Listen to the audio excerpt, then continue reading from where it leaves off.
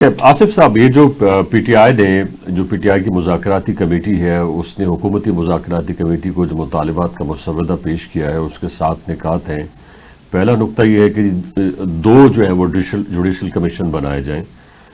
کیا آپ ایک وکیل بھی ہیں، آپ کی رائے اس حوالے سے کیا ہے کہ جو پہلے سے مقدمات چل رہے ہیں، 2 سال ہو گیا ان کو، کچھ کو سزائیں ہو گئی ہیں، کچھ کے مقدمات بالکل جو ہے وہ ان کا فیصلہ آیا چاہتا ہے، کچھ کی سزائیں پوری ہو گئی ہیں، تو وہ بھی تو یعنی جوڈیشل پروسیس سے سارا معاملہ گزر رہا ہے، تو ان کے اوپر آپ پھر سے ایک کمیشن بنایا جائے تو از اٹ پاسبل؟ میں آپ سے اچھا میرے سے بات کی میں آصف آپ نے کہا تو میں نے کہا شاید اچھا تو ہاں بالکل جوڈیشل کمیشن بننا چاہیے، اور میں سمجھتا ہوں کہ اگر کوئی ابہام ہے کسی بھی معاملے میں کوئی ابہام ہے تو جوڈیشل کمیشن بنانے میں کوئی حرج نہیں ہے۔ ابھی ناز صاحبہ نے جو ایک بات کی، میں اس کے اوپر بات کرنا چاہ رہا ہوں کہ مہنگائی اور بے روزگاری اور یہ جتنے دکھ ہیں، جو مسائل ہیں پاکستان کے، جو عوام جن کو فیس کر رہے ہیں، وہ کہہ رہی ہیں کہ عمران خان کا اس میں کیا قصور ہے۔ بالکل درست ہے، میں نے تو ان کو، عمران خان صاحب کو قصوروار نہیں کہا، میں کہتا ہوں کہ قصور اس نظام کا ہے جس نظام میں یہ سارا کچھ ہو رہا ہے۔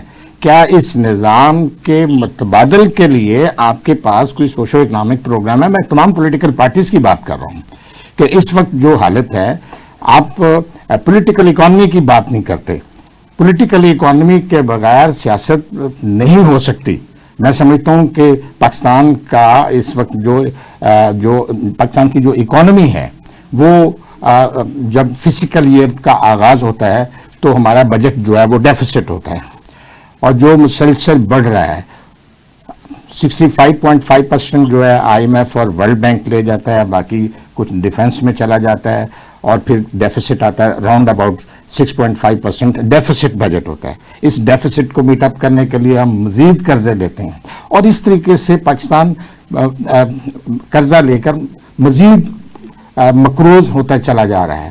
دوسری طرف پاکستان کے اندر راؤنڈ اباؤٹ 4 کروڑ ینگسٹر وہ بے روزگار ہیں، اور 2.3 اور 4% پاپولیشن جو ہے وہ انکریز کر رہی ہے۔ اس ریشو سے ہر سال راؤنڈ اباؤٹ 20 لاکھ نوجوان بے روزگار نوجوانوں میں اضافہ ہو رہا ہے۔ آپ کے پاس کوئی سوشو اکنامک پروگرام ہے نہیں، بڑھتی جا رہی ہے، غربت بڑھتی جا رہی ہے، مہنگائی بڑھتی جا رہی ہے، ٹریڈل ڈیفیسٹ آ رہا ہے۔